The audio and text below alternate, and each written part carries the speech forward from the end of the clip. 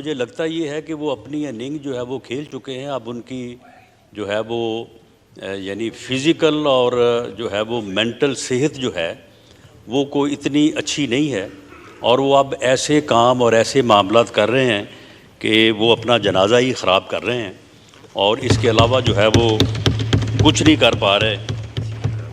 वो दोनों साहबान जो हैं वो इमरान फितने को जो है वो मिले हैं लाहौर में।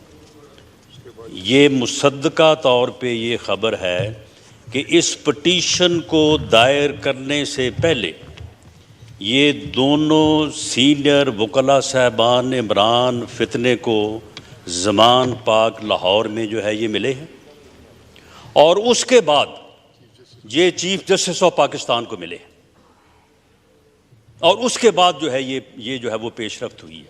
ये बात कैसे साबित होती है? ये बात ऐसे साबित होती है कि जब कल काजी फैज़ ईसा साहब ने बेंच में बैठने से इनकार किया,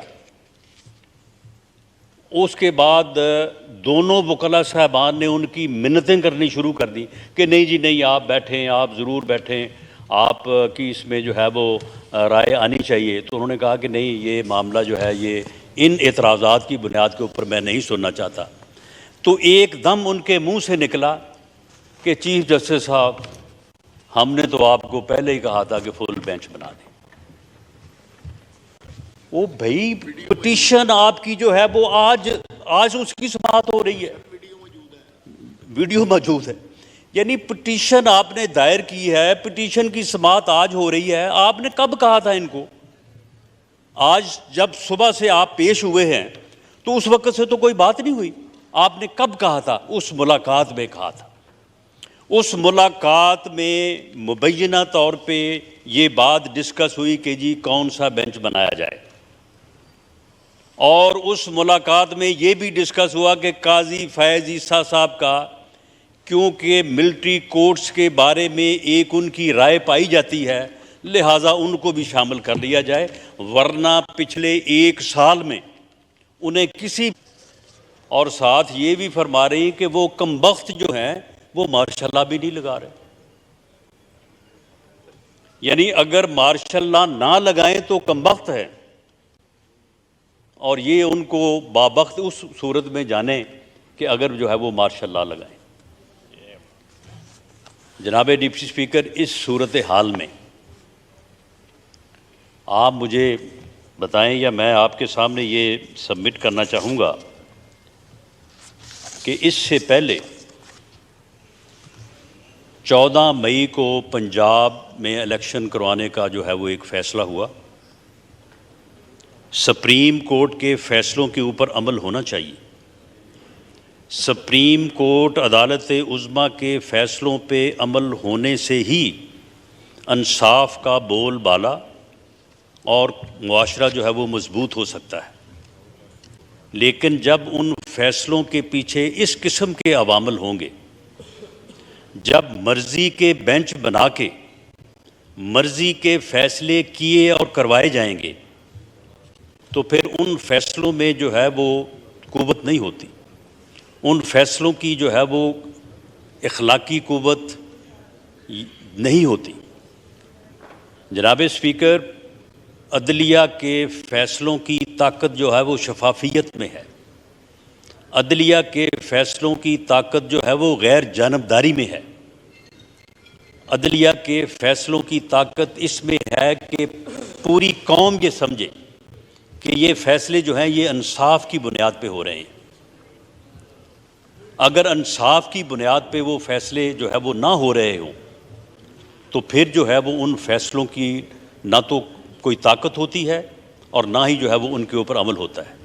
मुझे अफसोस से ये कहना पड़ रहा है कि 14 मई को पंजाब में इलेक्शन करवाने के फ़ैसले के ऊपर अमल नहीं हो सका, और वो फ़ैसला जो है वो अब तारीख़ का हिस्सा है। लेकिन उस फ़ैसले के साथ साथ और भी बहुत सारी चीज़ें जो है वो तारीख़ का हिस्सा है। ये बात भी तारीख़ का हिस्सा है कि इस फ़ैसला होने से पहले पूरे मुल्क के हर अदारे ने, हर बार ने, पाकिस्तान बार काउंसिल ने सुप्रीम कोर्ट, हाई कोर्ट्स और सूबाई बार काउंसिल्स ने, तमाम बार एसोसिएशंस ने हाथ जोड़ के चीफ जस्टिस ऑफ पाकिस्तान के सामने इस्तदा की कि जनाब फुल बेंच बना दें। फुल बेंच का जब फैसला आएगा, जब इज्तमाई दानिश जो है वो कार फरमा होगी, तो उससे जो है वो मामलात जो है वो रिजॉल्व होंगे। इस पार्लियामेंट ने थ्रू रेजोल्यूशन जो है वो सबमिट किया कि जनाब फुल बेंच बना दिया जाए और फुल बेंच में जो फैसला किया जाएगा उस फैसले को पूरी कौम तस्लीम करेगी, पार्लियामेंट तस्लीम करेगी, बार एसोसिएशंस तस्लीम करेंगी। लेकिन इसके बावजूद जो है वो फुल बेंच नहीं बनाया गया और वही फिर जो है वो 5 रुकनी जो है वो बेंच, जो पहले जो है वो 7 रुकनी था, 7 से वो 5 हुआ, 5 से जो है वो फिर 3 रह गया और उसने जो है वो फैसला किया। उसी फैसले को जो है वो मसल्लत करने और उसके ऊपर अमल दरान करने की जो है वो कोशिश की गई। नतीजा जो है वो आपके सामने है। अब कल जनाब डिप्टी स्पीकर, आप देखें कि कल जब 9 मेंबर्स का बेंच बैठा, उसमें 2 सीनियर मेंबर्स ने जो है वो एतराज़ किया। अपना एतराज़ करने के बाद वो ऑन रिकॉर्ड हैं कि हम रिक्यूज़ नहीं कर रहे, हम ये केस सुनने से इनकार नहीं कर रहे, हम अपने आप को बेंच से विड्रॉ नहीं कर रहे। हमारा ये एतराज़ है कि जब तक प्रैक्टिस एंड प्रोसीजर एक्ट जो है उसका फ़ैसला नहीं किया जाता, उस वक्त तक या तो उस कानून के ऊपर जो है वो अमल किया जाए और उसके मुताबिक वो कमेटी जो है वो बेंच मुकर्रर करे, और अगर वो कमेटी जो है वो बेंच मुकर्रर नहीं करती तो फिर जो है वो हम उस बेंच का हिस्सा नहीं बनेंगे। उसके बाद चाहिए तो ये था कि इसके ऊपर जो है वो सोचा जाता और इसके ऊपर कोई फ़ैसला किया जाता। लेकिन आधे घंटे बाद, ठीक 31 मिनट बाद जो है उन 2 को माइनस करके 7 रुकनी बेंच बना के समाअत शुरू कर दी गई। सुप्रीम कोर्ट के रूल्स के मुताबिक जब एक दफ़ा चीफ जस्टिस साहब बेंच मुकर्रर कर दें, उस बेंच को वो दोबारा जो है वो किसी जज को उस बेंच से जो है वो माइनस नहीं कर सकते, तावक्ते कि वो जज जो है वो खुद रिक्यूज़ ना करे। लेकिन कल ये फौरी तौर पे जो है वो ये भी जो है वो किया गया। और इस बात में क्या जल्दी है, क्या तेज़ी है, किस बात की जो है वो ये जो है वो पूरी कौम को जो है वो ये बात जो है ये समझ आ रही है। लेकिन मामला ये है कि इसमें जिस किस्म के रवैये जो है वो अपनाए जा रहे हैं, इनका एंड रिज़ल्ट जो है वो कोई दुरुस्त नहीं है। इससे पहले जिन लोगों ने ऐसे किया, अब वो देखें, वो बाबा रहमते जो है वो इस वक्त जो है वो यानी इबरत का निशान है। इस वक्त वो नफ़रत और ज़िल्लत का निशान जो है वो बन के जो है वो फिर रहा है। कोई उसको जो है वो मुंह लगाने को तैयार नहीं है। किसी वो खुशी या गमी के फंक्शन पे जाए, कोई उसके साथ हाथ मिलाने को तैयार नहीं है। अब वो एक सियासी जमात के टिकटों की जो है वो दलाली कर रहा है और उसका बेटा जो है वो लोगों को कह रहा है कि तुम्हें टिकट ले दिया, 1.5 करोड़ से अगर कम दिया तो मैं तुम्हारी जो है वो टांगें तोड़ दूँगा। और जब इस पार्लियामेंट की एक स्टैंडिंग कमेटी जो है उसे तलब करती है तो फिर उसके दिफा में जो है वो स्टे ऑर्डर जो है वो जारी कर दिया जाता है और उसमें तारीख जो है वो 16 अगस्त जो है वो डाली जाती। तो जनाब डिप्टी स्पीकर, जब इस तरह के हालात होंगे तो फिर ये फ़ैसले जो है, ये बड़ी मशहूर जो है वो ये मुकालमा है कि जंगे अज़ीम में चर्चिल से किसी ने कहा कि हालात बहुत ख़राब हैं और हमें ये मालूम हो रहा है कि शायद हम इसमें जो है वो शिकस्त खा जाएं। तो उसने कहा कि क्या हमारी अदालतें जो हैं, हमारे जज जो हैं वो इंसाफ कर रहे हैं? तो उन्होंने कहा जी बिल्कुल, हमारी अदालतें, हमारे जज साहबान जो है वो इंसाफ कर रहे हैं। तो उसने कहा कि फिर कोई फिक्र नहीं है, अगर हमारी अदालतें और हमारे जज जो है वो इंसाफ कर रहे हैं तो फिर हमें कोई नहीं हरा सकता, फिर हम जीतेंगे इंशाअल्लाह ताला, फिर हम इस बहरान पे काबू पाएंगे। जनाब डिप्टी स्पीकर, आज हम जिस बहरान से दो चार हैं, मुझे ये कहने दीजिए कि इस बहरान से ना निकलने की शायद एक वजह ये भी है कि हमारी अदालतें और हमारे जज साहबान जो हैं वो इंसाफ नहीं कर रहे, बल्कि वो इन लाज का जो है वो शिकार है या वो सियासत कर रहे हैं। और ये बात भी एक सीनियर जज ने अपने फैसले में ही लिखा है कि पॉलिटिशियंस इन रो। ये हमने नहीं कहा, ये उन्होंने ही कहा है कि जो है वो जजेस जो हैं वो अपने जो सरकारी उनका जो ऑफिशियल लिबास है तो उसमें जो है वो पॉलिटिशियन जो है वो नज़र आ रहे हैं। तो जनाब डिप्टी स्पीकर, अगर और फिर देखें, यानी किसी जगह पे मदन लॉ का मामला है, किसी जगह पे सन लॉ है। पंजाब में जनाब डिप्टी स्पीकर फैसलाबाद में तकरीबन जो है वो 10 अरब रुपए के करीब जो मंसूबे हैं, जो ग्राउंड पे जो है वो काम एक धेले का नहीं हुआ और सारी पेमेंट हुई है। और डिस्ट्रिक्ट जुडिशरी और डिस्ट्रिक्ट लेवल पे जजेस जो हैं वहाँ पे वो सन लॉ जाते हैं और जाके जो है वो मर्जी के फैसले हासिल करते हैं। चौधरी परवेज़ इलाही साहब, जिन्होंने इस मर्तबा इतनी लूट मार की है और इतने वहशियाना तरीके से उन्होंने मुल्क को लूटा है, सूबे को लूटा है, और उसके बावजूद जो है वो तमाम केसेस जिस अदालत में जो है वो पेश हुए हैं, सन लॉ वहाँ पे मौजूद थे। सन लॉ जो है वो या सुबह को वहाँ पे मौजूद थे या रात को होके चले गए थे, और चौधरी साहब पेश हुए हैं तो साथ ही जनाब वो केस जो है वो उसमें बेल नहीं हुई, डिस्चार्ज हो गए। और किसी जगह पे जो है वो होनहार बेटे हैं, उन्होंने तबाही मचाई हुई है। पूरा Lahore high court bar, Lahore district bar वहाँ पे जाके मालूम कर लें कि वहाँ पे किस तरह से सौदे और किस तरह के किस्से जो है ज़बाने ज़दे आम हैं। तो जनाब डिप्टी स्पीकर, जब ये मामलात होंगे तो उसके बाद फिर ये बात कि जी मिलिट्री कोर्ट्स में सिविलियन का जो है वो ट्रायल नहीं हो सकता।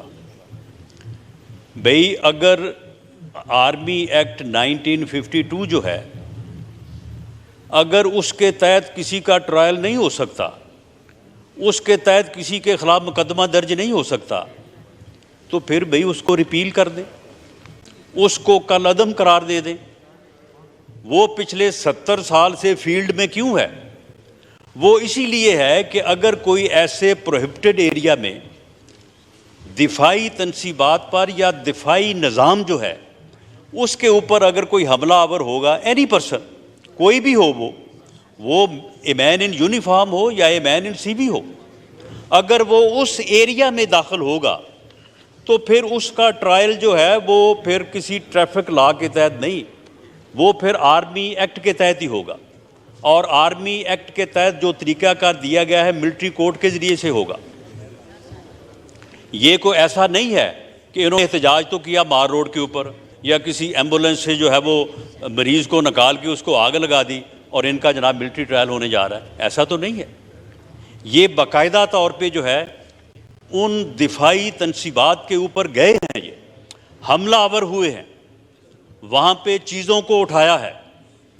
आर्मी हाउस, जना हाउस जो है वो सिर्फ रहायशगाह नहीं थी, वहाँ पे कैंप ऑफिस भी था, और इस लेवल का जो ऑफिसर है उसके कैंप ऑफिस में जनाब डिप्टी स्पीकर वो कौन सी हसास जो है वो इंफॉर्मेशन जो नहीं होगी वहाँ पे, जो ऑपरेटिव्स वहाँ पे पड़ा होगा, इन्होंने उसको जलाया, इन्होंने उसको उठाया, तो क्या उसको जो है वो रिकवर जो है वो अल्लाह देता थानेदार करेगा? उसकी इन्वेस्टिगेशन जो है वो क्या को आम जो है वो थाने में होगी? उसकी इन्वेस्टिगेशन जो है वो आर्मी के लोग ही करेंगे। उस इंफॉर्मेशन को जो नुकसान हो गया, जला दिया गया या कोई उठा के ले गया, उसकी रिकवरी जो है वो आर्मी के लोग ही करेंगे, उन्हीं की टेक्निकल टीम जो है वो करेंगी। ये कोई ऐसा तो नहीं है कि जनाब आपने जो है वो एहतजाज कहीं और किया है और आपको जो है वो ज़बरदस्ती जो है वो उस एरिया में जो है वो दाखिल होना जो है वो बताया जा रहा है। ये कहा जा रहा है कि ह्यूमन राइट्स, कि जी ह्यूमन राइट्स जो हैं, क्या उन लोगों के ह्यूमन राइट्स हैं जिन्होंने शुहदा की यादगारों की बेहुरमती की, जिन्होंने वहाँ पे जाके जो है वो उनके मुजस्समों को जो है वो तोड़ा, जिन्होंने उनको आग लगाई, जिन्होंने उनके नामों के ऊपर डंडे और जूते बरसाए। लेकिन उन शुहदा का जो है वो क्या उनकी फैमिलीज़ का, लेफ्टिनेंट अरसलान जो है, लेफ्टिनेंट अरसलान शहीद जो 3 बहनों का इकलौता भाई था, उसके शहीद होने के बाद उसकी बहनों और उसकी मां का क्या उनका कोई ह्यूमन राइट्स नहीं है? उसकी मां की रोते रोते जो है वो आंखों की बिनाई ज़ाया हो गई है। मैं मुअज़्ज़ज़ जज साहबान से पूछता हूं कि उसका कोई ह्यूमन राइट्स नहीं है। मेजर इसहाक की वो 22 साला बेवा और वो 6 माह की बच्ची, जिन्होंने सारी ज़िंदगी जो है वो रो के गुजारनी है, जिन्होंने सारी ज़िंदगी जो है इस सदमे को बर्दाश्त करना है, क्या उनका कोई ह्यूमन राइट्स नहीं है? उनका जो है वो उनका कोई हक नहीं है? सिर्फ इन लोगों का हक है कि जो साजिश करें, जो मनसूबाबंदी करें और मनसूबाबंदी करके जो है ये दिफाई तनसीबात के ऊपर और दिफा के प्राइम अदारे के ऊपर हमलावर हो जाएं, ये शुहदा की यादगारों की बेहुरमती करें, शुहदा की फैमिलीज़ को जो है वो आंसुओं में से रुलाएं और उसके बाद कहेंगे जी हमारे ह्यूमन राइट्स हैं, इसलिए हमें हाथ ना लगाया जाए। जनाब डिप्टी स्पीकर, ये 9 मई के वाक़यात के बाद ये पूरी कौम का रिजॉल्व है कि इस बदबख्त जथे को, इस बदबख्त टोले को जिसने ये 9 मई के वाक़यात का इर्तिकाब किया है, जिसने दिफाई तनसीबात के ऊपर, पाकिस्तान के दिफा के ऊपर जिसने हमला किया है, इनको इनके मंतकी अंजाम तक पहुंचाया जाएगा। इन्हें इंसाफ के कटहरे में हर कीमत पे लाया जाएगा।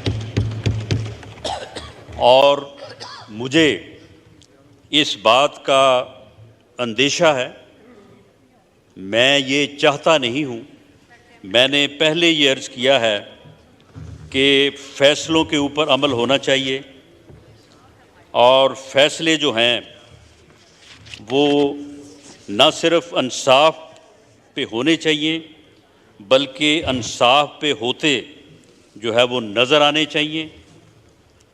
अगर फ़ैसले जो है वो इंसाफ पे मबनी ना हों और इंसाफ के साथ होते नज़र ना आ रहे हों तो उन फ़ैसलों की कोई वक़्त नहीं होती।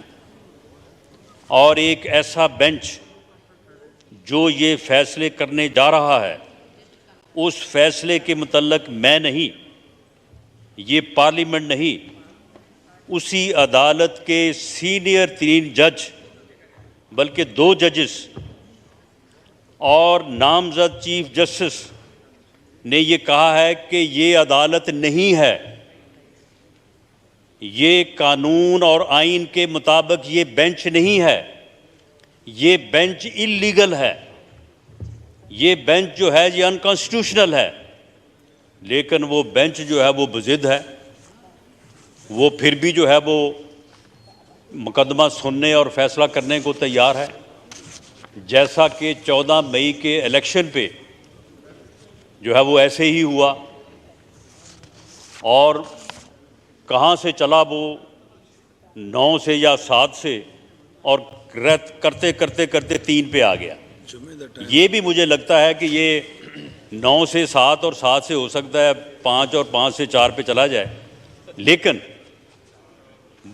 जिद है कि जी फैसला जो है वो हमने जो है वो करना है। ये हमारे वो पंजाबी की मिसाल है कि जब बच्चे खेलते हैं ना तो वो जो यानी बच्चे हेरा फेरी कर रहे हो तो उसको कहा जाता है कि जी ये रोंद मार रहे हैं। जनाब डिप्टी स्पीकर, इस तरह से तो बच्चे भी रोंद नहीं मारते कि 9 मेंबर्स का बेंच जो है वो 2 मेंबर्स ने एतराज़ किया है और उसके चंद मिनट बाद जो है वो 7 मेंबर्स बेंच ने जो है वो आके जो है वो समाअत शुरू कर दी है। तो जनाब स्पीकर, मुझे ये अंदेशा है कि एक ऐसा बेंच, एक ऐसी अदालत जिसके ऊपर उसी अदालत के सीनियर तरीन जजेस ने एतराज़ किया है, उसे अदालत मानने से इनकार किया है, उस बेंच की तश्कील को गैर आइनी और गैर कानूनी करार दिया है, उसका फ़ैसला भी जो है वो 14 मई के पंजाब में इलेक्शन जैसे जो है वो किस्मत से जो है वो 2-4 ना हो। मैं समझता हूँ कि ये चीज़ें जो हैं ये ना मुल्क के लिए, ना इस मुआशरे के लिए, ना इस कौम के लिए जो है वो बेहतर हैं। इसके ऊपर इज्तिमाई दानिश को जो है वो तरजीह दी जानी चाहिए और इन मामलात में मामला फहमी से, और जो मुतालबा इस पार्लियामेंट का भी रहा है, कल जो पटिशनर्स हैं उन्होंने भी दिया है, तो इसमें अव्वल तो ये फ़ैसला जो है ये कौम की उमंगों के मुताबिक होना चाहिए। कौम जो है वो इस जथे को जिसने 9 मई बपा किया है उसके साथ कोई हमदर्दी नहीं रखती। कौम जो है वो उन्हें इंसाफ के कटहरे में देखना चाहती है। कौम उनके ख़िलाफ़ जो है वो इस अमल को जारी रखना चाहती है जो उनके ख़िलाफ़ जो है वो इस वक्त कानून और आइन के दायरे में जो है वो रखा जा रहा है। इसके रास्ते में कोई भी रुकावट जो है वो मैं समझता हूँ कि शायद वो कौम की जो है वो ख्वाहिशात के और कौम के जो विज़न और कौम का जो मुसम्मम इरादा है उसके जो है वो ख़िलाफ़ हो, और शायद वो फिर किसी तौर पे भी जो है वो कामयाब ना हो सके। मैं दोबारा इस पार्लियामेंट की तरफ से भी और जनाब स्पीकर जो है वो इस मौजूद ईवान की तरफ से भी मैं ये दोबारा गुजारिश करूँगा कि इन मामलात में जो है वो कौमी सोच को जो है वो अपनाया जाए और वो फैसले किए जाएं जो कौमी उमंगों के जो है वो मुताबिक हो। बहुत शुक्रिया जनाब। ईवान की कार्रवाई में नमाज जुम्मा के लिए आज 3 बजे तक वक्फा